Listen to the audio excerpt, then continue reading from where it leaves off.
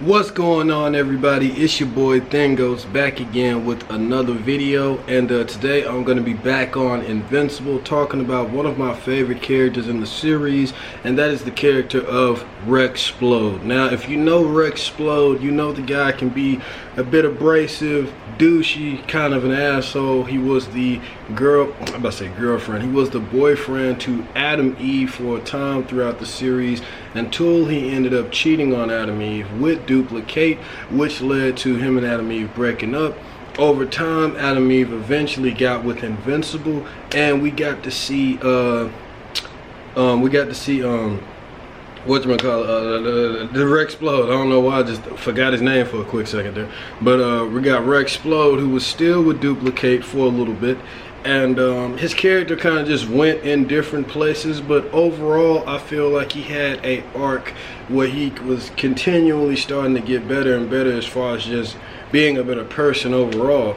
And it's subtle, it's not so abrasive and in your face, but it all comes to a head where he makes the ultimate spoiler alert. There's gonna be a lot of spoilers for the character of Spode, just to let you know. Should have said that at the beginning of the video, but yeah, we see it all culminates, you know, subtle little changes or not, we see it all culminate in a huge sacrifice that he does for his friends and comrades on the battlefield during the Invincible War.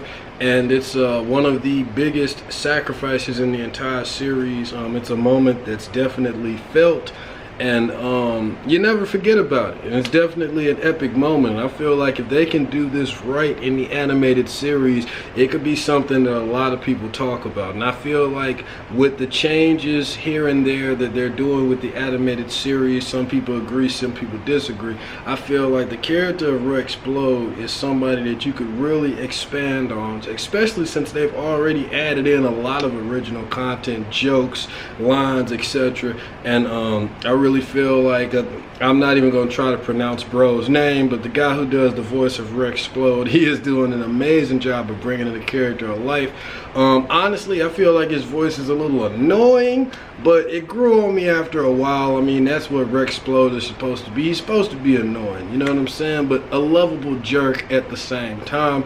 Now, the reception that I see from a lot of people watching Invincible for the first time, they don't really like Spode. I mean, they like him more as the season 1 kind of goes to a close, because you see in season 1 he actually goes through a little mini arc right there with his maturity with his character and stuff like that. But it's only going to get more refined as we go forward.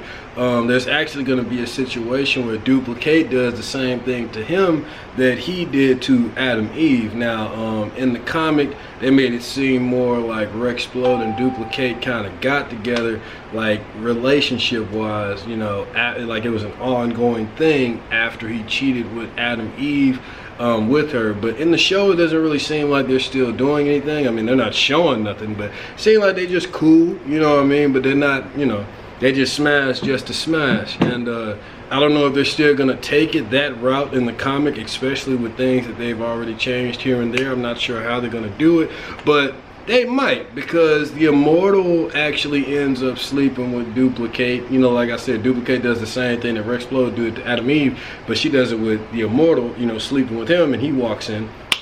So, but their relationship is actually pretty big to the story. You know, they have kids, and their relationship is, you know, it's not huge to the story, but it's a big thing. You know, they stay together and they have a family. So I would imagine that they would keep that in the story. So, you know, that's going to be quite funny to see. I'm not sure when they'll pull that. Season 2 maybe, I don't know. But depending on when they decide to place the Invincible War, I'm betting season 3. I mean, it's an epic ass event. I don't think they should just rush to that. If they put it in season 2, maybe it could work, but I feel like they should take their time and do that in season 3. Would be even more epic is if they did it in like the beginning or like the middle of season 3, and not even as a finale. They could do that as like the middle finale, and then they could have Conquest be like the last finale. You know what I'm saying? They could have the Invincible War, since it was only in 1 issue, they could have the Invincible War be like episode 7, and then they could have Conquest be like all of episode 8. Like, they could really find a way to make that shit epic, but I feel like they shouldn't rush to it. Make that season 3 if possible. If you see this, anybody that works on Invincible, like, pass that around the table. Do not rush the amazing amount of material that y'all have to go through. If anything, detail it. Put a little bit on there, more on there if you can, but if not, leave it alone, leave it as is. Just adapt it faithfully, and let's just take our time until we get to all of that awesome sauce that we got waiting for us. Not that the stuff on the way to the sauce isn't saucy in its own, but you know what I'm saying? Just don't rush it. Pacing is a very important thing, and it also builds up dramatic effect. But yes, having Rexplode slowly evolve and get better and better as the show goes on, similar to, like I said, how we saw glimpses of it in the comic, they could show more of it in the show. How he honestly comes to see Invincible as a friend, you know, and a close friend and all that. He doesn't really act like an asshole towards him. Even when he finds out that he's with Adam Eve, he doesn't hate on him at all. He supports him and Adam Eve relationship wholeheartedly. Even it's even a line where he goes as far as to say to Adam Eve when he's in the hospital after a brutal brawl with the Lizard League that's epic as fuck. I hope they better put that scene in there. That's arguably probably Rexplode's best moment and most badass fight that he did in the entire series. He actually is in the hospital and Adam Eve visits him and he tells her like, hey, you with Invincible now, right? She was like, please don't start, or I'm sorry I didn't tell you. She said something like that, and he was just like, nah, it's all good, bro. Like, I'm happy for you. Invincible, a great guy.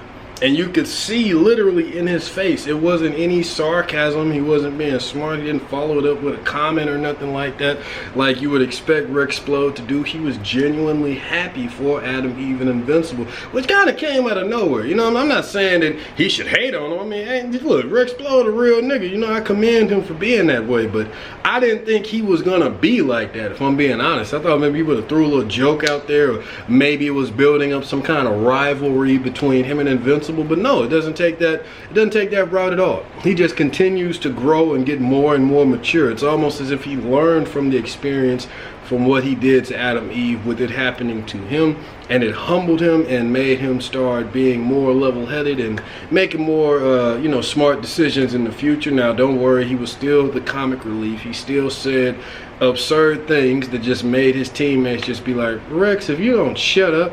You know, in a funny moment between him and Robot that if you know, you know. But it's just like, his character doesn't change on the likability factor of, you know, just being like, you know, saying what he wants, doing what he wants, stuff like that. But I think he just starts to figure out more about accountability and who he really is as a member of the Guardians of the Globe, and how he just needs to take certain things more seriously. You could tell that he's really starting to grow and mature, and I want that displayed more in the show, because like I said, you can clearly see it in the comic book. It's not really shown as much as I would like. There's just like little, you know what I'm saying, glimpses of it here and there, or maybe a little small talk scene here and there, but it's never just like a whole scene just dedicated to it where you can just really see like, man, this guy has grown. So I hope we at least get one dope scene like that with Rexplode, really highlighting his growth and the moment that he's, you know, like where he started and versus where he is now. Hopefully we get his origin story animated, along with not just his but the other members of the Guardians of the Globe. A lot of them have awesome backstories, so it would be cool. And I do mean the current Guardians, meaning Rex, Duplicate, Shrinking Ray, Monster Girl, Robot, and Black Samson. I don't mean the previous Guardians of the Globe, but yeah. I really want to see their origin stories animated, especially Rexplode's and Adam Eve's. Adam Eve's origin story gets quite dark. You know, not saying Invincible isn't dark, but that shit is fucked up. It really needs to be animated so more people can see what this girl went through. But Rexplode went through some shit as well. 4 children going through that when they're realizing their powers and everything. Both of them went through some fucked up things. But I'm letting you know right now, Adam Eve's origin story is just damn. But yeah, I have a video about that in the channel earlier up. I'll leave a link to it so you can check it out. Just please be warned, there's major spoilers in that one. But yeah, man, the character of Rexplode, you know, he started out homeless with a family that was going through shit, that could barely eat.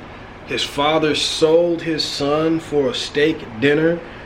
He got sold to the government. He was trained by some suit on how to be pretty much a living weapon. They trained him in so many different forms of combat, and they also gave him a surgical implant in his arms, which allowed him to create like energy in whatever he touches and cause it to explode, similar to the character of